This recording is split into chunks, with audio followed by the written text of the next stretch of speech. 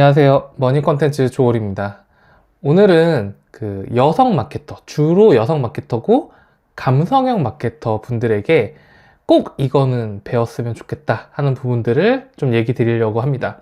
제가 10년 넘게 마케팅 일하면서 진짜 수많은 여성 마케터들, 특히 감성형 마케터들을 많이 만나봤잖아요. 만났을 때 한결같이 공통점이 있었습니다. 뭐였냐면 디자인을 굉장히 중요하게 생각한다는 겁니다. 근데 문제가 있어요. 디자인, 즉 때깔이라고 표현하죠. 디자인을 너무 중요시 하다 보니까 메시지를 뭉개거나 혹은 디자인을 잘하려면 비싸야 되거든요. 즉 뭐냐면 우리 기업 안에 내가 디자인을 넘겼는데 디자이너가 뭐 예를 들어 급이나 뭐 실력이 그렇게 높지 않아. 그러면 이 상품에 대한 애정이 확 식어서 그냥 될 대로 되라 라고 하고 놓으시는 분도 굉장히 많으시고요. 혹은 대표인 경우, 이제 대표님이 마케터인데 이제 여성이시고 혹은 감성형 마케터이신 경우에는 이제 현실에 타협하다 보니까 나는 예쁜 거 만들고 싶은데 현실적으로는 그렇게 돈을 쓸 수 없으니까 이도 저도 아닌 이상한 제품이 나와요. 아주 뾰족해서 목적성이 강해서 예쁘지 않아도 노골적이어서 이제 타겟들이 저건 나한테 필요할 것 같은데? 이게 아니라 예쁘지 못하는데 목적성도 없는 묘한 아주 비싸지도 않는 묘한 이제 비극적인 물건을 만들어내서 좌절하시는 경우를 좀 봤습니다. 그러다 보니까 이제 감성형 마케터들 같은 경우는 이제 숫자 같은 거를 잘 안 보려고 노력합니다. 이제 예를 들어가지고 내가 애정을 쏜 제품이 있거나 이러면은 이게 뭐 얼마나 잘 팔리는지, 몇 명이 들어와서 몇 명이 보고 몇 퍼센트 구매를 했고, 광고비, 매출 대비 광고비 퍼센테이지 몇 퍼센트 정도 나오고 있고, 내 페이지 중에서 클릭이 몇 퍼센트 올라오고, 이런 것들을 잘 파악하지 않으려고 해요. 근데 이걸 잘 파악하시는 분도 있죠. 이제 약간 연차가 쌓이거나 아니면은 소상공인, 혹은 내가 대표가 직접 광고를 다 다루어야 되는 경우에는 잘 파악하지만, 많은 경우에는 이런 숫자들보다는 좀 더 이제 디자인이라든가 이런 쪽에 좀 집중을 합니다. 제가 주로 여성형 마케터, 감성형 마케터 분에게 제일 먼저 해주고 싶은 말은 세상은 잔인하다는 겁니다.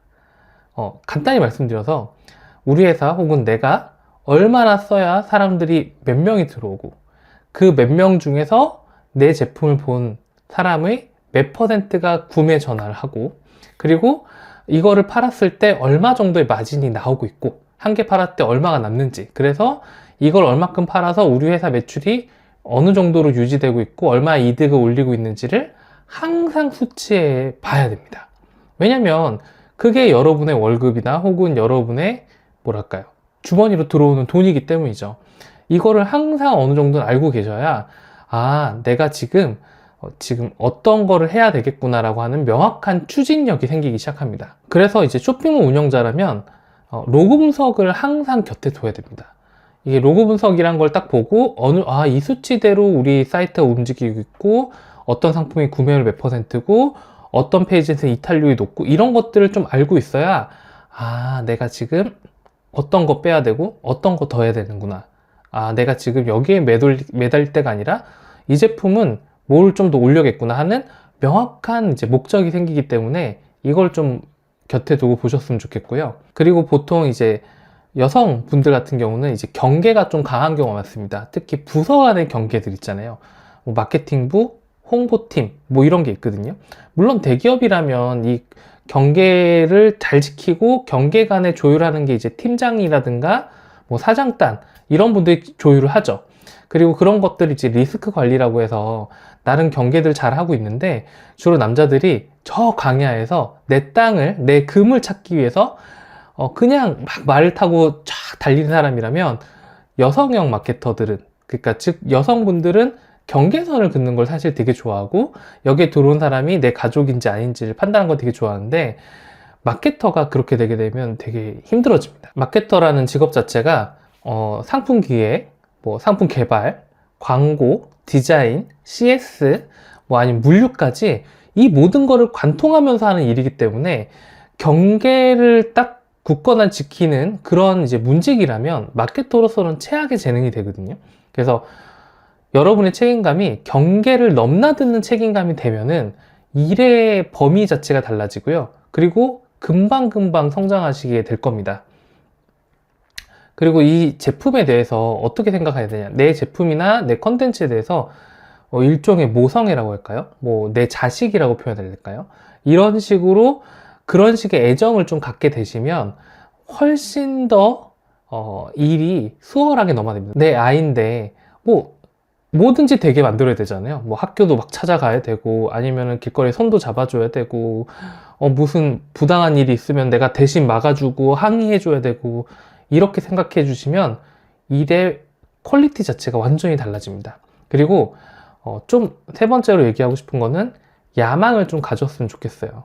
우리가 흔히 요즘에 워라밸이라고 해가지고 이제 일과 생활을 좀 분리해서 내 생활도 잘하고 일할 때도 좀 명확하게 집중할 수 있는 그런 균형 잡힌 얘기를 많이 하게 되는데 이게 문제가 뭐냐면 워라밸에서 많은 경우가 생활에 집중된 경우가 많습니다. 여러분한테 뭐 24시간 일을 해라 뭐 이런 얘기가 아닙니다. 각박하게 하라 이런 얘기가 아니에요. 무슨 얘기냐면 워라밸이라고 하는 그 문화는 직종마다 다 다를 거라고 생각합니다. 예를 들어서 내가 은행원이다 혹은 내가 생산직이다 하면은 정확한 시간에 퇴근을 하고 그 다음부터 이제 생활로 전환되는 거잖아요. 이런 경우에는 일과 업무를 정확하게 나누는 그런 습관을 갖는 게 정말 중요하겠지만 마케터는 전 이렇게 생각합니다. 마케터는 누가 이기느냐? 생각을 오래 하고 생각을 깊게 하고 끝까지 의심하는 쪽이 이긴다고 생각하거든요. 마케터의 워라밸은 사무실에서도 내가 생각을 여유 있게 할 수 있는 환경, 그리고 생각을 깊게 할 수 있는 자유, 그 다음에 뭐 공간을 예를 들어 집에 가다가 버스에서도 메모를 한다거나 반대로 내가 일을 하다가도 너무 힘들면은 그냥 커피숍 가서 잠깐 쉴 수 있는 그런 전환점이 즉 마케터를 잘 성장한다고 보고 있는데 그냥 보통의 경우는 워라밸이라고 표현해놓고 내 생활을 어떻게 잘 지내느냐 누구랑 비교했을 때 조금이라도 더 잘 놀고 조금이라도 더 여유 시간을 많이 확보하고 내 친구보다 어떻게 더 여유롭게 보내는 것을 자랑하는 수단으로 쓰는 것 같습니다. 물론 이건 제 개인적인 의견이긴 하지만 근데 그 이유가 뭘까라고 생각해 보면 일이라는 거를 정말 뭐라고 표현할까 그냥 내가 돈을 벌기 위해서 어쩔 수 없이 하는 행위 정도로 취급을 하는 경우가 많다는 거죠. 근데 문제는 뭐냐면 이 일의 결과물이 여러분의 커리어가 되고요. 그리고 이 일의 결과물이 여러분의 미래의 연봉과 벌이 워라밸을 다 책임지는 게 마케터란 직업이기 때문에 문제가 되는 겁니다.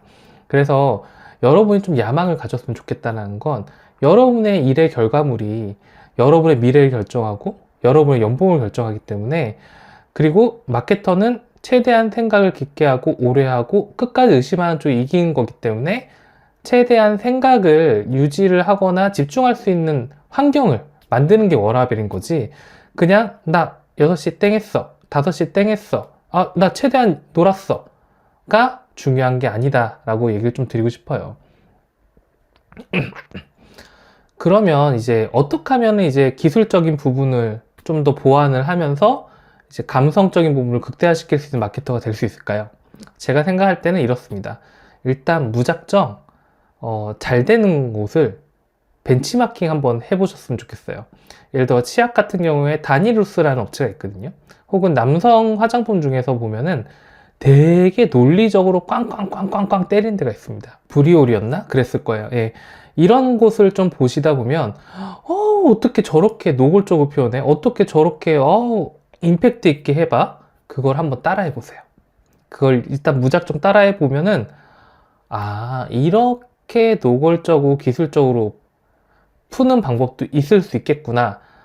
한번 끝까지 쫙 가보면은 내 거에 적용할 부분들이 좀 생기거든요. 그래서 한번 무턱대고 붙여보시고 벤치마킹 해보시는 걸 좀 권해드립니다. 그래서 남성의 마케터들이 표현하는 논리적인 영역들도 한번 보셨으면 좋겠고요. 가장 중요한 건 뭐냐면 숫자랑 좀 친해지셔야 돼요.